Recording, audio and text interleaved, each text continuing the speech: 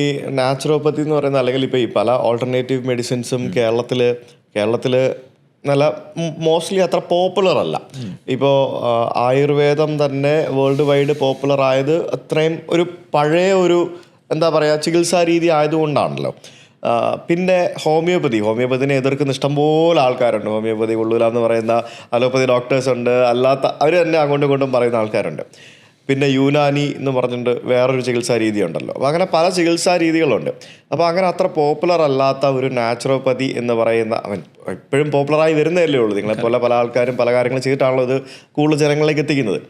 അപ്പോൾ ആ ഒരു നാച്ചുറോപ്പതി പഠിച്ചിട്ട് പഠനമെല്ലാം കഴിഞ്ഞിട്ട് ഇതുപോലെയുള്ള ഒരു ആത്മ എന്ന് പറയുന്ന ഒരു സ്ഥാപനം ആയിട്ട് ഇത്രയും ഇതിൽ കൊണ്ടുപോകാനായിട്ട് സ്റ്റാർട്ട് ചെയ്യുന്ന സമയത്ത് നല്ല ബുദ്ധിമുട്ട് നേരിട്ടിട്ടുണ്ടാവും, ഉറപ്പാണ്. ബുദ്ധിമുട്ടുകൾ നേരിട്ടുണ്ട് ശ്രീധര. പക്ഷേ എന്താണെന്ന് വെച്ചാൽ ഈ ഭയങ്കര കോൺഫിഡൻ്റ് ആണ് നമ്മുടെ സിസ്റ്റത്തിൽ. കാരണം ഞാൻ പഠിച്ചത് കർണാടകത്തിലെ ധർമ്മസ്ഥലയിലാണ് ഞാൻ കോളേജ് പഠിച്ചത്. അവിടെ ഞങ്ങളുടെ കോളേജിൻ്റെ അണ്ടറിൽ തന്നെ ഇപ്പോൾ ഏതാണ്ട് 3 കേരളത്തിലുണ്ടോ കോളേജ്? കേരളത്തിലില്ല. ഇല്ല. പക്ഷേ ഞാൻ പഠിച്ച 120 പേരുള്ള എൻ്റെ ക്ലാസ്സിലെ 33 പേര് മലയാളികളായിരുന്നു. അതാണ് സിനാരിയോ. എല്ലായിടത്തും മലയാളികളും കൂടുതൽ, പക്ഷേ കേരളത്തിലില്ല. കേരളത്തിലിപ്പോൾ ഒരു തിരുവനന്തപുരത്തൊരു കോളേജ് അടുത്ത വർഷം തൊട്ട് സ്റ്റാർട്ട് ചെയ്യുന്നുണ്ട്. അപ്പോൾ ഞാൻ പഠിച്ച കോളേജിൽ അടുത്ത് തന്നെ ഒരു ഹോസ്പിറ്റലുണ്ട്. ഏതാണ്ട് 500 ബെഡാണ് ആ ഹോസ്പിറ്റൽ. നാച്ചുറോപ്പതി ഹോസ്പിറ്റലാണ്.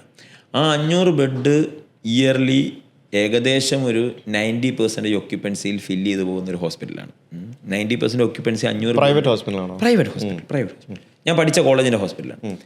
അപ്പോൾ ആ ഹോസ്പിറ്റൽ 90% ഒക്യുപ്പൻസിയിൽ ഫില്ല് ചെയ്ത് പോകുന്നുണ്ടെങ്കിൽ ആൾക്കാർക്ക് റിസൾട്ട് കിട്ടുന്നത് ഞങ്ങൾ നേരിട്ട് കണ്ട് അനുഭവിച്ചിട്ടുണ്ട്. അപ്പം എൻ്റെ ഒരു പോയിൻ്റ് എന്തായിരുന്നു എന്ന് വെച്ചാൽ 450 പേരെ അല്ലെങ്കിൽ 500 പേരെയൊക്കെ നമ്മൾ ഒരുമിച്ച് ട്രീറ്റ് ചെയ്യുമ്പം അത്ര സ്പെസിഫിക് നമുക്ക് പോകാൻ പറ്റില്ല അല്ലേ. ഒരു 500 പേരുള്ളിടത്തൊരു കോമൺ ഡയറ്റ് കൊടുക്കുന്നു, എന്നിട്ട് നമ്മളൊരു ഡൈനിങ് ഹോളുണ്ട്, അവിടെ നിങ്ങൾക്ക് വേണ്ട ഡയറ്റ് നിങ്ങൾ തന്നെ ചൂസ് ചെയ്തെടുക്കുക. എന്നിട്ട് പോലും മാജിക്കൽ റിസൾട്ട് ഞങ്ങൾ നേരിട്ട് കണ്ടിട്ടുണ്ട്. ഇപ്പോൾ ഈ പറഞ്ഞ ട്രൈഗ്ലിസറൈഡ്സ് ഒക്കെ കൂടി നിൽക്കുന്ന, കൊളസ്ട്രോൾ കൂടി നിൽക്കുന്ന ആൾക്കാർ 15 ദിവസം കൃത്യമായിട്ട് അത് നോക്കുമ്പോൾ മാജിക്കൽ റിസൾട്ട്. പിന്നീട് അവർ വീട്ടിൽ പോയി ഒരു പരിധി വരെ ഈ ഡയറ്റും കാര്യങ്ങളും ഫോളോ ചെയ്ത് അടുത്ത വർഷം വരുമ്പോഴും അവർക്ക് വലിയ പ്രശ്നങ്ങളില്ലാതെ അത് മെയിൻറ്റെയിൻ ചെയ്യപ്പെടുന്നതൊക്കെ ഞങ്ങൾ കണ്ട് അനുഭവിച്ചിട്ടുണ്ട്.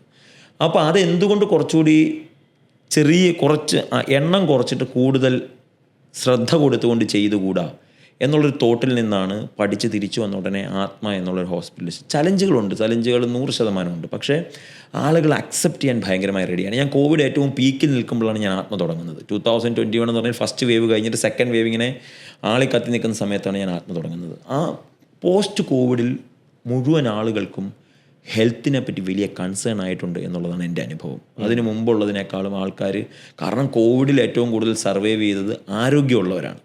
ഹെൽത്ത് ഉള്ളവരൊക്കെ കോവിഡിൽ സർവൈവ് ചെയ്തിട്ടുണ്ട്. അപ്പോൾ ആരോഗ്യത്തിന് കൂടുതൽ പ്രാധാന്യം കൊടുക്കുകയും ഇപ്പോഴത്തെ ഒരു പുതിയ രീതിയിൽ ആളുകളിലേക്ക് ഇത് മാർക്കറ്റ് ചെയ്യപ്പെടുകയും ചെയ്യുന്നുണ്ട്.